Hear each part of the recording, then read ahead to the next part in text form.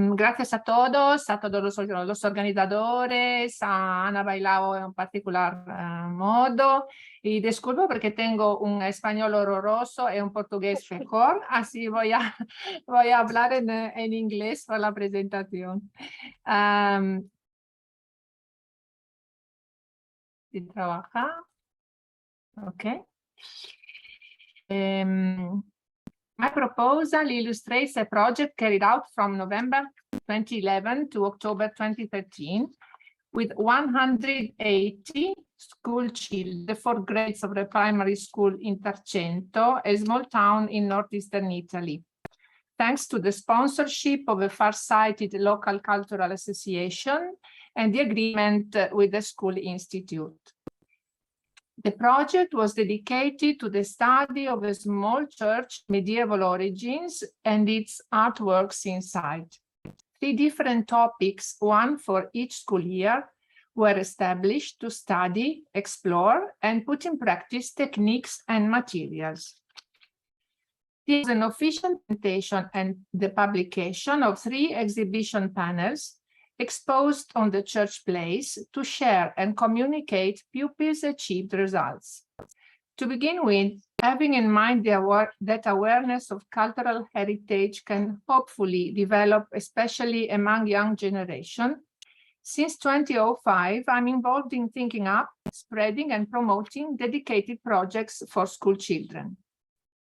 As a professional in conservation restoration, I refer to the ICOMSIS 1984 on the profession and to the Eco Code of Ethics of 1997, where we can read, action taken with respect to the cultural property should be used as an educational and training tool at a variety of levels, thereby contributing to the community's appreciation for cultural identification with his heritage. The Documento de Retado 2002 was also a useful tool for these suggestions. During the project, I could test how curious those girls and boys were for history and art, if presented in a captivating and light atmosphere. What qualified and passionate experts of the local heritage and what enthusiastic promoters they could grow for a really effective communication. Now the project. On the top of a hill, surrounded by an ancient park, the small medieval church of St. Euphemia rises as a precious casket. Following the schedule, during the first year, we faced the subjects of site and church history and its building techniques. We analyzed parish documents, old registers and pictures, studied and sketched historical maps from the archives, exercised it with ancient building techniques and materials, and observed them directly. They made an interesting discovery after having matched some news from old newspapers, handwritten reports by the priest, and their on-site examinations. It was found out that before the restoration works on the church of 1923, the external walls of the church were completely covered in plaster and painted with fresco decorations, now unfortunately limited to a small strip under the roof. This was also the starting point for a research on lime and its traditional production with the river stones in a historical local lime kiln. Carved into the stone portal, we found the legend of the dog and the hare, symbolically representing Christ or the astronomical venue of summer, and the Virgin Mary or the astronomical venue of spring. Knowledge acquired through experience and study ended up in a series of original drawing and text on a double exhibit panel under the title St. Euphemia Church, History, Techniques and Materials, Memorial Places, Ancient Maps, obviously with the picture of the all 60 young authors of that school year. The second year of the project focused on wood, structural beams for the decorated roof, solid wood for furniture, doors and windows, precious lime for the polychrome sculpture of St. Euphemia.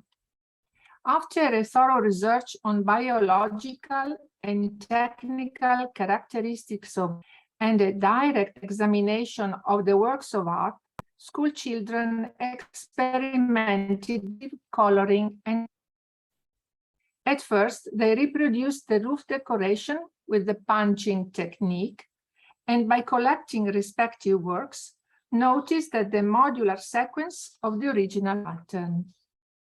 Then they studied carving tools and methods to make polychromes and gilded sculptures, experimenting also with project drawings and bozzettos. They made championships following the ancient recipes by Tonini and using the traditional materials such as rabbit glue, gesso, bolus, and golden leaf, with a real successful result thanks to unexpected and excellent skills.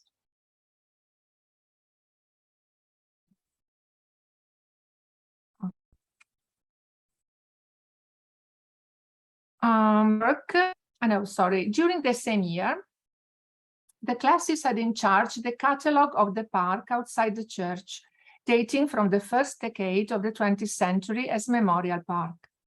The work was developed following the rules of the Italian National Catalogue Institute, and so it could officially enter the Regional Register of Historic Parks and Gardens, a really great success.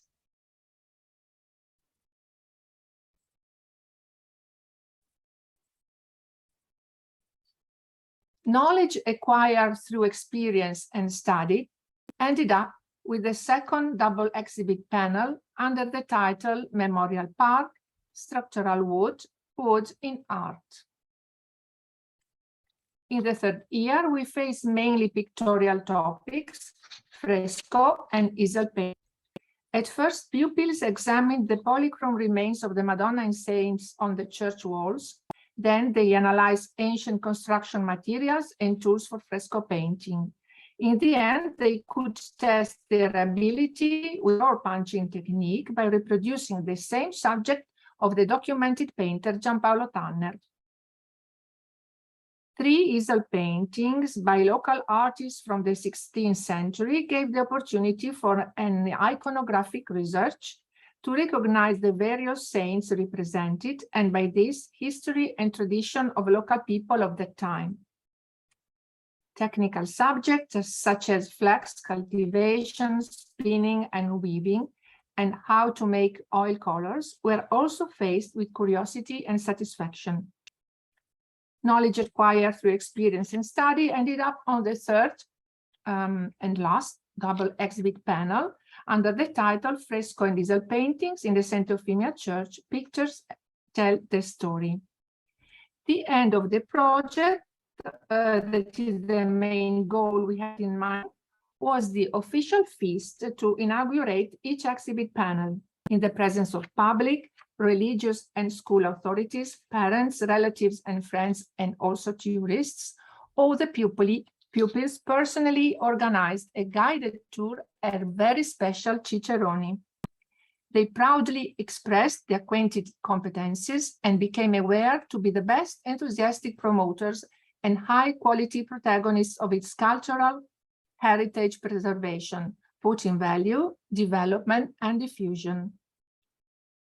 So 3 captivating and exciting came to a successful close. But the very happy end is the recent message that arrived to me with Messenger last summer. Hi, Francesca, how are you? Perhaps you don't remember me, but I was one of those pupils of the Santa Eufemia project 10 years ago. My name is Tommaso, and thanks to that experience, now I am in paper restoration in Rome. Really great emotion. So now I can say that I have concrete proof that these projects have an important purpose. Only one of those 180 students has undertaken the path of practical protection of cultural heritage like Tommaso. But all the other 179 have certainly acquired a particular competence and sensitivity in favor of responsible attitude towards of our legacy. Now, my goal is to implement a didactic model in accordance with the university courses in educational sciences and with conservation restoration schools. In this way, the project will have the maximum diffusion with the help of young and proactive communicators who will pick up the baton. Thanks for your attention.